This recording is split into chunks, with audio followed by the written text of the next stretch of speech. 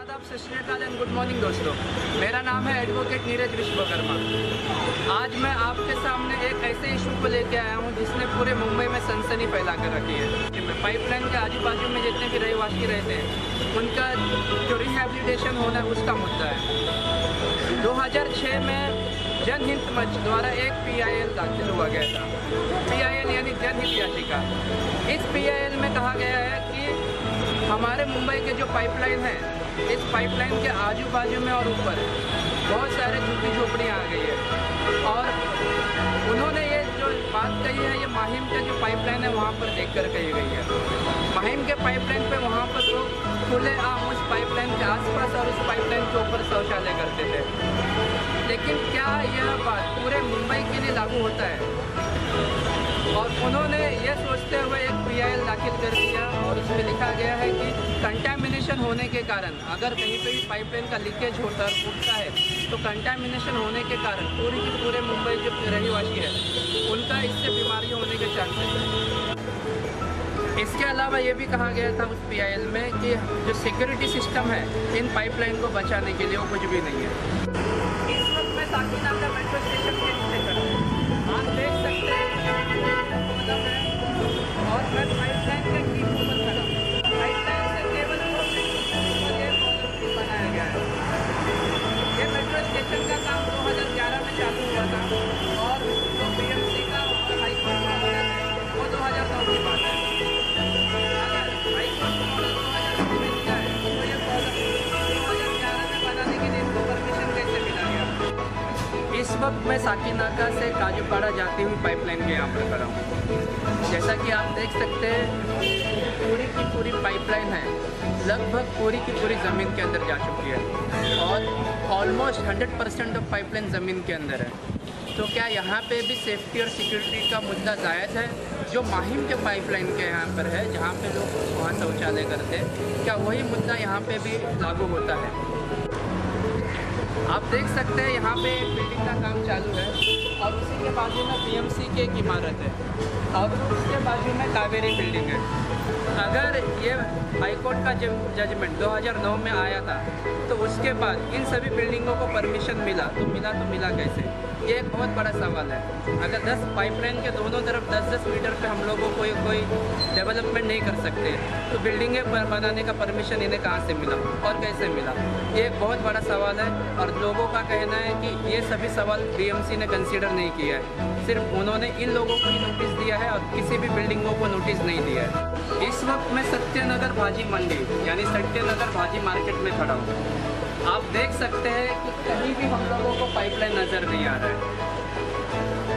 और जो PIL की रिपोर्ट है, जनहित याचिका जो दाखिल हुई थी उस पर BMC ने रिपोर्ट दिया था कि जो थाने में सिक्योरिटी सिस्टम है वहाँ पे 10 लोगों को तैनात किया गया है जो पेट्रोलिंग के थ्रू यानी गाड़ी के थ्रू पूरे 100 किलोमीटर तक की पाइपलाइन का जायजा करते हैं। आप देख सकते हैं कि रोड के दोनों तरफ दुकानें हैं। तो आप ही मुझे बताइए, क्या ये दुकान वाले किसी भी व्यक्ति को यहाँ पे शौचालय करने देंगे? क्या कोई भी व्यक्ति यहाँ पे आके शौचालय कर सकता है? सुबह 9 बजे लगभग सभी दुकानें खुल जाती है जो रात के 10 बजे तक चलती है। इस दौरान तो मुझे नहीं लगता कि कोई भी बंदा यहाँ पे आके शौचालय या फिर कोई भी टेरिस्ट यहाँ पे कोई भी एक्टिविटी आके कर सकता है। आप देख सकते हैं यहाँ से काफ़ी पब्लिक आ रही जा रही है। इनके सामने कोई भी टेररिस्ट एक्टिविटी करना मुश्किल ही नहीं, नामुमकिन है। तो ये बहुत बड़ा सवाल खड़ा करता है। अगर थाने में 10 लोगों के थ्रू 100 किलोमीटर की पाइपलाइन का पेट्रोलिंग हो रहा है तो इस 2 किलोमीटर की पाइपलाइन जो है जिसके दोनों तरफ बस्तियाँ और दुकानें हैं, यहाँ पे पेट्रोलिंग करने की या फिर सिक्योरिटी की ज़रूरत है क्या? क्योंकि यहाँ पे पाइपलाइन तो ज़मीन के अंदर है और दोनों तरफ दुकान है। और रही रात की बात तो आप देख सकते हैं कि इस पाइपलाइन के ऊपर से एक सड़क जा रही है।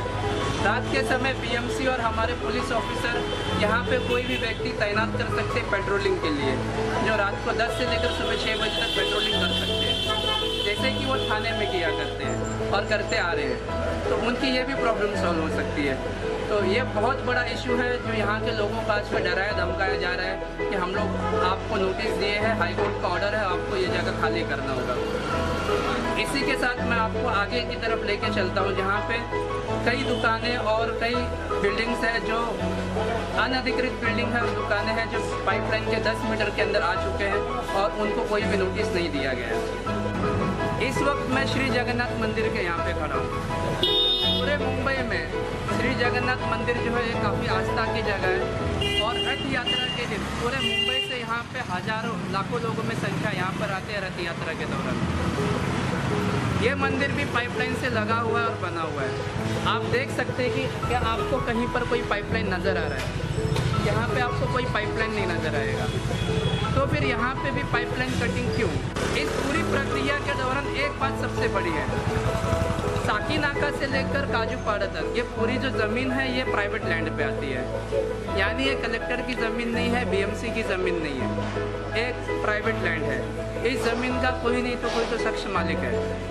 और लैंड एक्विजिशन एक्ट के तहत कहा गया है कि अगर कोई भी प्राइवेट लैंड गवर्नमेंट को किसी भी डेवलपमेंट या सिक्योरिटीज़ के लिए अगर उनको अपने कब्जे में करना है तो लैंड एक्विजिशन एक्ट के तहत उनको पूरा प्रोसीजर फॉलो करना चाहिए। लेकिन इस समय ऐसा हुआ है कि बीएमसी ने नोटिस दे दिया है कि हाई कोर्ट ने हमें ऑर्डर दिया है 10-10 मीटर पाइपलाइन की दोनों जगह हम लोगों को रिहेबिलिटेट करना है, तोड़ना है।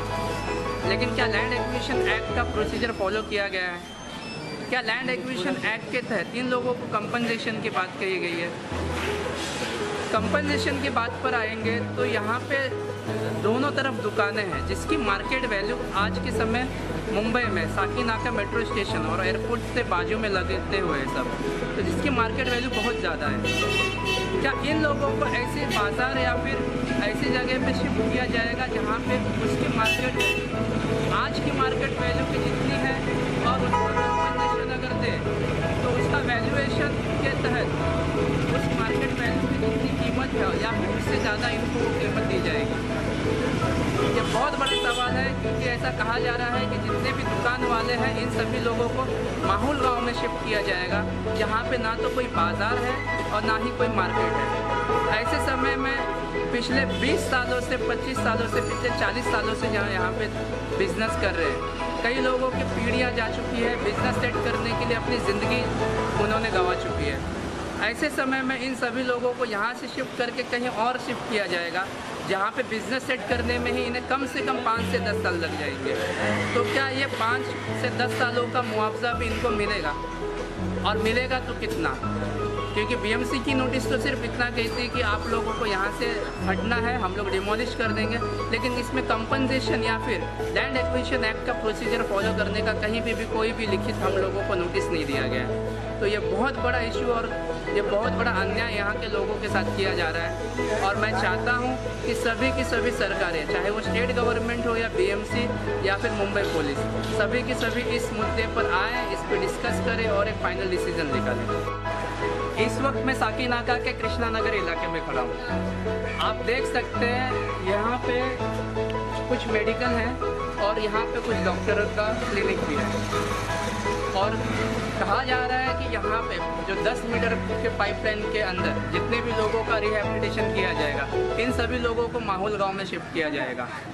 माहौल गांव मुंबई में एक ऐसे इलाके में बसा हुआ है जहाँ पे भारत की जो सबसे बड़ी कंपनियां हैं पेट्रोलियम की, HPCL और BPCL, इनकी रिफाइनरी फैक्ट्री है। वहाँ पे काफ़ी प्रोड्यूशन है। ये दोनों कंपनियों का काफ़ी जो रिफाइनिंग करके गंदा तेल होता है, वहाँ के गैसेस होते हैं, लीकेजेस होते हैं और कई विषाणु केमिकल्स वहाँ पे रिलीज़ होते हैं जो वहाँ पे रहने वाले लोगों के लिए काफ़ी हानिकारक है। यहाँ के डॉक्टरों का मानना है कि माहौल जैसा गांव है वहाँ पे इंसानों के रहने लायक कोई स्थिति नहीं है। वहाँ पे काफ़ी लीकेज का प्रॉब्लम है। वहाँ पे जो बिल्डिंगें बनी गई है वो 15 साल पुरानी है। अगर इन लोगों को वहाँ पे रिहेबिलिटेट किया भी जाए तो क्या सिर्फ 5 सालों के लिए किया जाएगा? क्योंकि जो बिल्डिंगों की लाइफ होती है वो 20 से 25 साल तक का स्ट्रक्चर होता है और आज के तारीख में वहाँ पे लीकेज हो रहा है। वहाँ पे जो पानी का प्रॉब्लम है, वहाँ पे लोगों को आने जाने का, रहने का प्रॉब्लम है। इसके अलावा उस लोकेशन में ना तो कोई स्कूल है ना तो कॉलेज है। अगर इस महीने में दिसंबर जनवरी महीने में यहाँ के लोगों को कटिंग करके शिफ्ट किया जाता है तो इन लोगों के बच्चे पढ़ने के लिए कहाँ जाएंगे? यहाँ के लोग जो नज़दीक में काम करते हैं वो काम करने के लिए कहाँ जाएंगे? वो चेंबूर से यहाँ पे साकीनाका अंधेरी में हर रोज़ सफ़र करेंगे। इससे बेहतर तो यही ज़िंदगी है कि वो कहीं पे गांव में जाके फिर से चले जाए और वहाँ पे अपना छोटा सा घर बसा दें।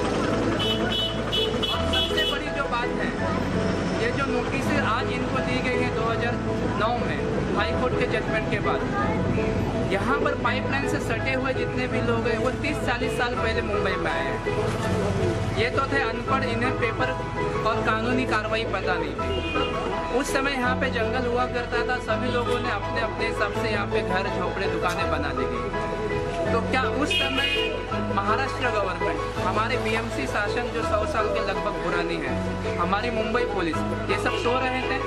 क्या इन लोगों को नहीं दिखा कि ये जितने भी पाइपलाइन के नज़दीक में लोग आ रहे हैं, क्योंकि पाइपलाइन तो 100 साल पुरानी है, तो तभी सेफ्टी और सिक्योरिटी का मुद्दा नहीं था क्या? उस समय ही इन लोगों को यहाँ पे क्यों बसाया गया, या फिर उस समय ही उन लोगों को यहाँ पे बसने से क्यों नहीं रोका गया? ये सबसे बड़ा सवाल है यहाँ के जनता का और जो जायज़ है। इस वक्त मैं जरीमरी के काजूपाड़ा इलाके में लक्ष्मी निवास के यहाँ पे खड़ा हूँ। जैसा कि आप देख सकते हैं, यहाँ पे जो घरें बांधी गई है, यहाँ पे काफ़ी साफ़ सफाई है और जो घर है वो भी काफ़ी अच्छी कंडीशन में है। अब यहाँ के लोगों को कहा जा रहा है कि आप माहौल जैसे गांव में जाओ जहाँ पे बिल्डिंगें 15 साल पुरानी है, वहाँ पे लीकेजेस हो रहे हैं, पानी के प्रॉब्लम है, वहाँ पे स्कूल नहीं है, और इस लोकेशन पे बस कुछ ही दूरी पे, यहाँ से 50 मीटर की दूरी पे एक सेंट जूड स्कूल है और इस तरफ योगीराज हाई स्कूल है। यहाँ पे स्कूल का प्रॉब्लम नहीं है। यहाँ से 1 किलोमीटर पे साकीनाका मेट्रो स्टेशन है, 4 किलोमीटर पे कुर्ला स्टेशन है, 3 किलोमीटर पे विद्याविहार स्टेशन है। तो यहाँ पे रहीवासियों को ना तो यहाँ पे आने जाने में कोई दिक्कत आती है कहीं पर, और ना ही यहाँ पे बच्चों की पढ़ाई लिखाई के लिए कहीं दिक्कत आती है। आप देख सकते हैं कि यहाँ पे कुछ विद्यार्थी अभी स्कूल जाते होंगे। इस जगह पे काफ़ी स्कूल हैं। अगर इस समय यहाँ के लोगों को कहीं लेके जाया जाता है तो इतने सारे लोग और इतने सारे बच्चों, इन लोगों के स्कूल का एडमिशन और इनके पढ़ाई का क्या सरकार ने इन लोगों के लिए कोई व्यवस्था की गई है? क्या सरकार ने इन बच्चों की पढ़ाई की कोई व्यवस्था की है? क्या सरकार ने इन लोगों के रोज़गार के लिए वहाँ पर कोई व्यवस्था की गई है? साफ तौर पर दिखा गया है कि यहाँ के लोगों को एक टेररिस्ट की तरह बनाया जा रहा है कि आप लोग बाहर से आए हैं, आप लोग इस देश के रहीवासी नहीं, और हम लोग आपको उठा के यहाँ से दूर फेंक देंगे, हम लोग आपको जंगल में फेंक देंगे जहाँ पे कुछ भी कोई भी सुविधा नहीं है, आप लोगों को यहाँ पे रहने का कोई अधिकार नहीं है। क्या इन लोगों को जीने का कोई अधिकार नहीं है? ये बहुत बड़ा सवाल है हमारे प्रशासन के। इस वक्त मैं काजूपाड़ा मार्केट के स्टार्ट और सेंट जूड स्कूल का जो चर्च है वहाँ पर खड़ा हूँ। जैसा कि आप देख सकते हैं कि ये काफ़ी बड़ा जंक्शन है, यहाँ पर गाड़ियाँ आ रही जा रही हैं और यहाँ से सीधे ठीक जो पाइपलाइन गई है वो ठीक मेरे पैर के नीचे से होते हुए गुजरती है। क्या आपको यहाँ पर कोई भी पाइपलाइन नज़र आ रही है? क्या आप लोगों को यहाँ पे ऐसा दिख रहा है कि यहाँ पे पाइपलाइन के लिए सिक्योरिटी और हाइजीन की कोई व्यवस्था यहाँ पे होनी चाहिए? इस वक्त मैं कमानी के एलबीएस मार्ग पर खड़ा हूँ। आप देख सकते हैं कि मेरे पीछे माइकल हाई स्कूल है और यह स्कूल के सामने से ठीक पाइपलाइन यहाँ नीचे से जाती है। आप देख सकते हैं कि आपको कोई पाइपलाइन नज़र नहीं आ रही है, जबकि ये स्कूल का स्ट्रक्चर जस्ट कुछ ही मीटरों की दूरी पर किया गया है, लेकिन इन लोगों को कोई नोटिस नहीं आया गया है। और जैसा कि मैंने कहा पहले भी कि यहाँ पे जब कोई पाइपलाइन ही नहीं नज़र आता तो यहाँ पे सिक्योरिटी और सेफ्टी का कोई मुद्दा ही नहीं बनता। मेरी जनता के तरफ से सभी सरकारी प्रशासन बस यही मांग है कि वो हम लोगों को न्याय दें। जितने भी दुकान जा रहे हैं रोड कटिंग में, उन सभी लोगों को किसी बाज़ार में उन लोगों को दुकानें दी जाए या फिर बाज़ार मूल्य के हिसाब से उन लोगों को वहाँ की कीमतें दी जाए। और जितने भी घर हैं इन सभी घरों को यहाँ पे नोटिस दी गई है, इन सभी घरों का रिहैबिलिटेशन माहौल गाँव में ना करके यहाँ पर कहीं नज़दीक में ऐसी जगह पे जहाँ इन लोगों को रिहाब किया जाए, जहाँ पे इन लोगों को रहने की व्यवस्था हो, पानी का प्रॉपर मेंटेनेंस हो, पानी की व्यवस्था हो, यहाँ के बच्चे लोगों को वहाँ पे पढ़ने की व्यवस्था हो और रोजगार की व्यवस्था हो। तो पाइपलाइन कटिंग में जितने भी घर जा रहे हैं, हम सभी लोगों की यही मांग है कि सरकार इस पर ध्यान दे। हाई कोर्ट ने जो नोटिस दिया है, इन लोगों ने जितने भी लोग हैं जो इस पीड़ित है पाइपलाइन कटिंग में, इन लोगों को कोई ध्यान नहीं दिया है। तो बीएमसी डिपार्टमेंट हो, पुलिस डिपार्टमेंट हो या हाइड्रोलिक डिपार्टमेंट, ये लोग इस जगह का सर्वे करें। यहाँ का सर्वे करने के बाद अगर इन लोगों को लगता है कि इन लोगों को रिहाब करने की ज़रूरत है सेफ्टी और सिक्योरिटी के लिए, तो तभी किया जाए, वरना इन लोगों को कोई रिहाब करने की ज़रूरत नहीं और ये पाइपलाइन कटिंग ना हो। ये हमारी सरकार से मांग है, इस पर कृपा करके वो इस पर दखल दे और जल्द से जल्द कोई कार्रवाई की जाए।